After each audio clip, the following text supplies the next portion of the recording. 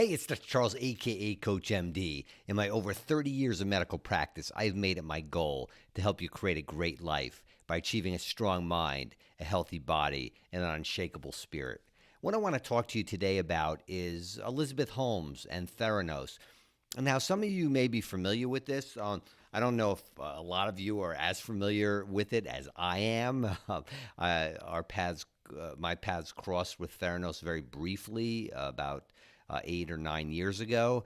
So I was aware of the company. And just a brief for those of you who are not aware, Elizabeth Holmes created a company after she dropped out of Stanford when she was 19 years old. And the company was purporting to have a device, a box about this yay big, that could test blood, over 1,000 different blood tests in just a single finger prick. So some of you, who have been to doctors and really can't stand getting their blood drawn and have vials and vials and a venipuncture with a needle stuck in your arm, this would bypass that.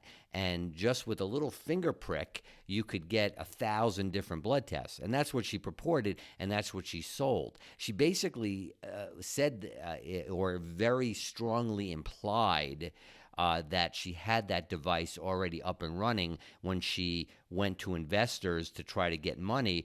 And at one point, her company was valued at $9 billion. But what happened? It turned out to be entirely fraudulent. It was fake. It didn't exist. Somebody likened it to driving a bus that was still under construction, but saying that the bus was up and running. So it was very interesting for those who follow the trial. We're going to go over and listen to what the counts read, and I'll give you some of my experience with the company. A little bit more context what this would mean for Elizabeth Holmes now going forward. So right now it looks like they're working through the various charges, 8 charges, and yes, officially Elizabeth Holmes has been found guilty in this fraud trial. She's been found not guilty on count number 2, and as I understand it, they are going through count by count, but one guilty count is a guilty verdict. So all of these counts carry a maximum of 20 years in prison. Those would be served concurrently, so likely she wouldn't serve more than 20 years in prison, even if she's guilty on all 8 counts. We're getting another headline in that the jury has no verdict on counts 3, 4, and 5. So on those counts, those must be the counts that the jury was at an impasse on. But right now, of course, the big takeaway is that she has been found guilty on at least 1 count, not guilty on count number 2. We're getting count number 6 and 7 now, guilty on count number 6 and 7. So we've got now 4 more counts that we are waiting for. We're giving this to all of you in real time. Guilty on count number 8. So we'll be waiting for count number 9, 10, and 11. Again, the maximum sentence for all of these counts is 20 years in prison, but that would be served concurrently, and she wouldn't serve more than 20 years in prison, because that jail time would be served concurrently. But still waiting for 3 more counts. Emily. So the counts that she was found guilty were defrauding investors, and some people say, why are these people who invested in the company? They were rich as it was. Who cares? They lost money. They should have done their due diligence. But what's fascinating about this, and what was elucidated by John Carreyrou, and if you haven't read his book, I'd highly recommend it because it really goes over this entire scenario and the fraud that she committed, and it was going on, and she was not a very nice person to, and so you don't put someone in jail for not being a nice person, but it's fascinating how she presented herself as the female version of Steve Jobs, and she created this entirely fake company that, again, was valued at $9 billion at one point. And she was able to manipulate heads of state. John Mad Dog Mattis, who was a 5-star general, was on her board. Henry Kissinger was on her board. George Shultz was on her board. She manipulated Walgreens. the chain of Walgreens to put this fake device in all of their stores, even before it was anything. And she was so careful with her words, so she strongly implied that the technology was available until she was found out by whistleblowers. And again, John Carrio, I wish we had investigative journalists like him that exists now today, because he was able to write that expose. And even though Rupert Murdoch put in $250 million into this company, he was manipulated by her. Unbelievable, right? And the Wall Street Journal is one of his publications. She tried to strong-arm him to preventing John Carrio from writing this expose article. I think it was in 2015 or 2016. And he said, well, you know what? Journalism is journalism. If it's the truth, I want it to be printed. He didn't care. Of course, $250 million to him was nothing anyway, but still, that was a great, maybe a flash of integrity, which was brilliant because it allowed this to be exposed. For those of you who follow this trial, know that she continued the fraud on the witness stand, the lies on the witness stand. It was unbelievable. She almost got away with manipulating the jury the same way that she manipulated heads of state. Fascinating insight into what I believe is a narcissistic mindset. And she really, it was dangerous because of what she did. She did not get convicted on the charges that she jeopardized patient care, which I have some issue with, because she did have some results that were put out which were totally wrong.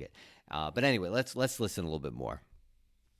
While we wait for those last three counts, let's talk a little bit about counts 3, 4, and 5, where no verdict was reached. That suggests that this isn't over. What's going to happen? Will she be retried on those 3 counts? And could we expect an appeal on those counts on which she was found guilty? And Paul, we just got another not guilty verdict on count number 10. So still waiting for 9 and 11, I believe. Not guilty on count number 11. Right now, the prosecution, based on those 3 counts, could have an option to file for a retrial, but even one guilty verdict is a victory for the prosecution. So I would say right now this is a victory for the United States. This is a victory for the prosecution. And it was always the government's case to lose. There was a ton of evidence presented, a ton of evidence against Elizabeth Holmes, and a ton of evidence that seemed to show that she indeed misled investors. Then Elizabeth herself took the stand and she offered very compelling testimony. She said she was sexually and emotionally abused by her business partner. She had many I do not recalls, I don't remember, I don't think I did. It was a very widespread defense. And if she were to have been found not guilty on all of these counts in this case, the experts would have said it was based on her testimony alone, which was, again, very compelling.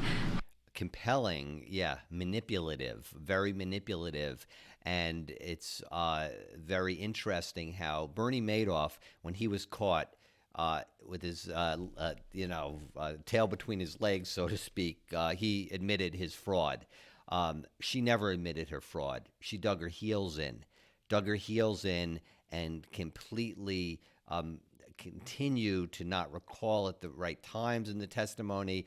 And she also was able to manipulate facts and, again, strongly imply. She's very careful with her words, so she never came out to investors, although she did in some calls, but you had to really look at that and see whether or not she actually said that the technology existed. It was very interesting, or that she had contracts with the government, or that she had the endorsement of pharmaceutical industry. Very interesting how she used her words. However, this is a loss for her. This is a loss for her. And others will look at this some will look at this as an indictment of the culture of Silicon Valley, the sort of fake it till you make it, the stretching the truth, in the pursuit of the big innovation and a big fortune, fame and fortune. And so huge news here that Elizabeth Holmes has been found guilty on multiple counts of wire fraud and conspiracy to commit wire fraud. Tell us a little bit more about that culture and the broader implication for Silicon Valley, because as you... Yeah, I don't really think that that's important here, about the broader culture about this.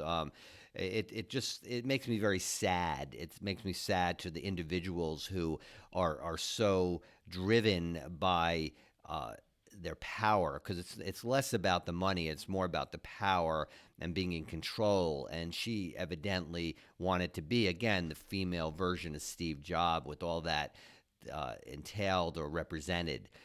Whether it's a indictment in Silicon Valley, we know that there are many hotshots who want to do this, and so to give you my experience with Theranos and how I knew early on that this was a company that was very shaky. I do some consulting for a medical research lab, and in that we look for different technologies that exist that we're interested in, that we might want to look at. And Theranos came on our radar around 2012 or 2013. I put a call into the company, and it was probably 8 o'clock Eastern time, 5 o'clock Pacific time, and somebody answered the phone. It sounded like a security guard. In fact, I think he said he was a security guard, and this was the general number. And he said there was nobody there that could help me with my questions, because I wanted to know how I can get more information about the device and such. And then Walgreens was rolling it out 6 months later, and I tried to get some information about the Walgreens launch, and it never got any return calls on that or emails. Then 6 months after that,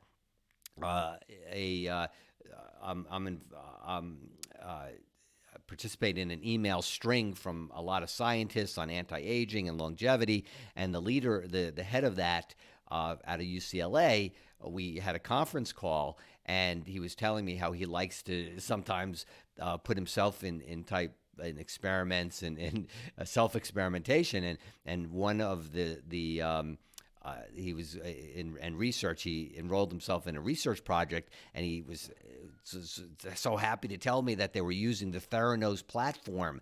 And the Theranos platform, I was going, wow, somebody's actually using it. I said, wow, what was it like? You went in, they stick you the finger prick, and he said, no, they drew 6 vials of blood on me. 6 vials of blood. So that was part of the fraud. They were using industry machines, commercial machines like they used at Quest and LabCorp, but she was saying that they were using their device. So that was part of the fraud that was being perpetrated. But talk about the culture of Silicon Valley. There was another instance where I was looking into a company that would do research for patients. I thought it was great.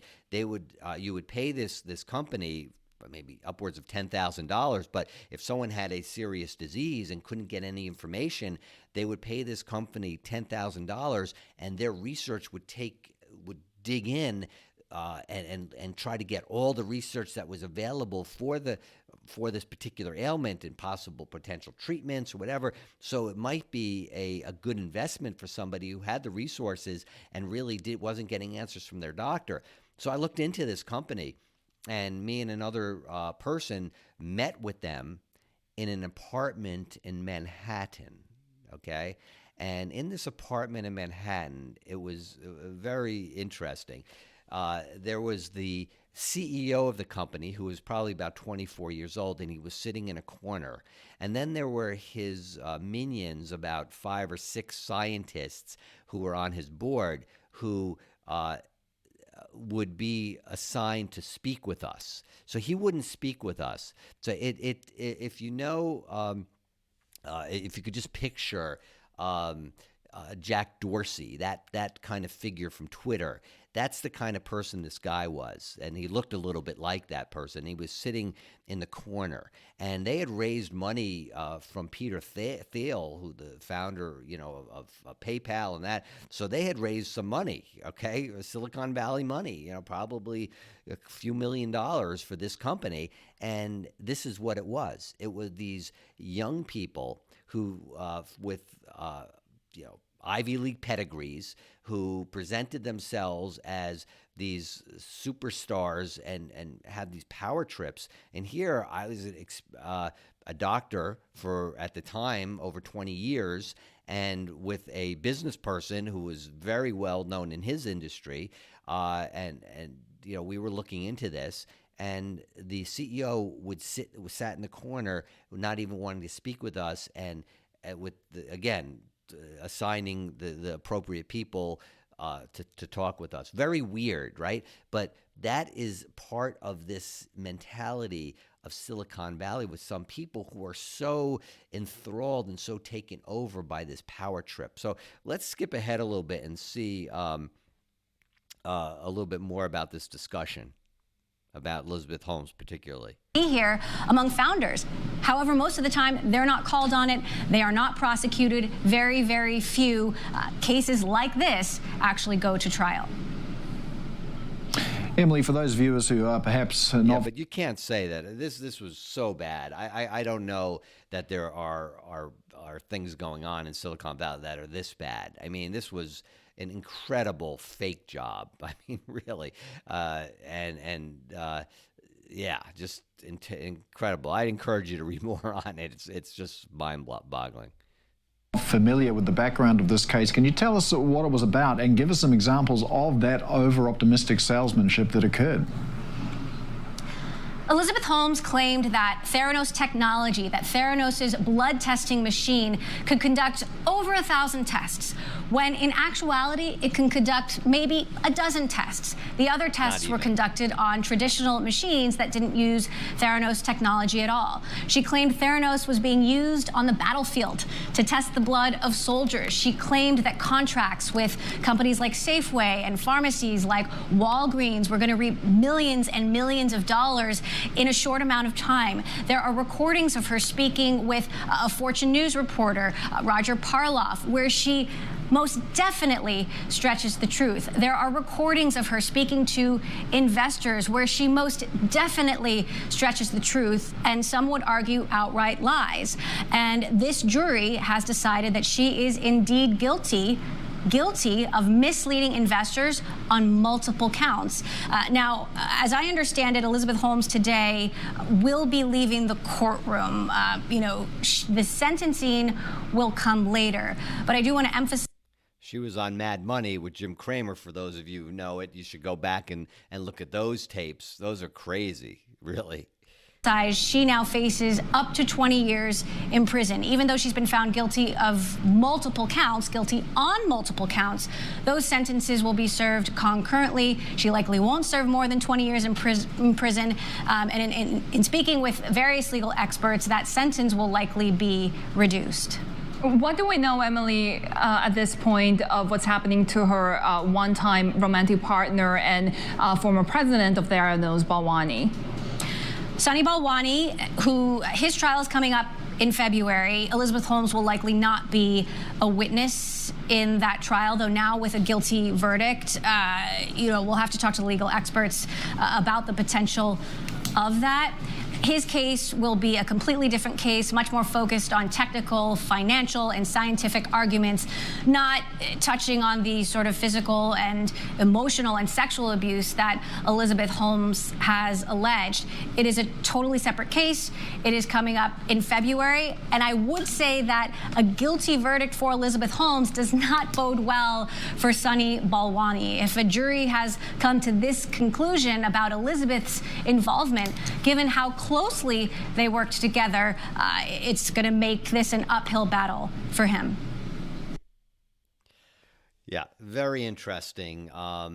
This whole, and you'll see that the 60 Minutes did a lot of different recordings on this. So, I mean, a lot of stories on this. So I'd encourage you to look into it. Very interesting. And it's not really me cheering and so happy that they nailed her. But what it is showing to me is that there are many, many narcissistic personality disorder people who are thriving for this to achieve this power, and will do whatever it takes by all means necessary, and say whatever it takes by all means necessary with any language to get what they want and to influence and manipulate people. And we always have to be on the lookout for that. And I think this is a real insight into the case of into one case. So let me know what you think. Until next time, I'm Dr. Charles, aka CoachMD, urging you to stay strong in mind, in body, and in soul. Bye for now. Dr. Charles, CoachMD. Thanks for stopping by. Make sure to like and comment below. I'd love to hear from you. If you think you have a friend who might benefit from this video, share it with them. For access to exclusive content, support my Patreon.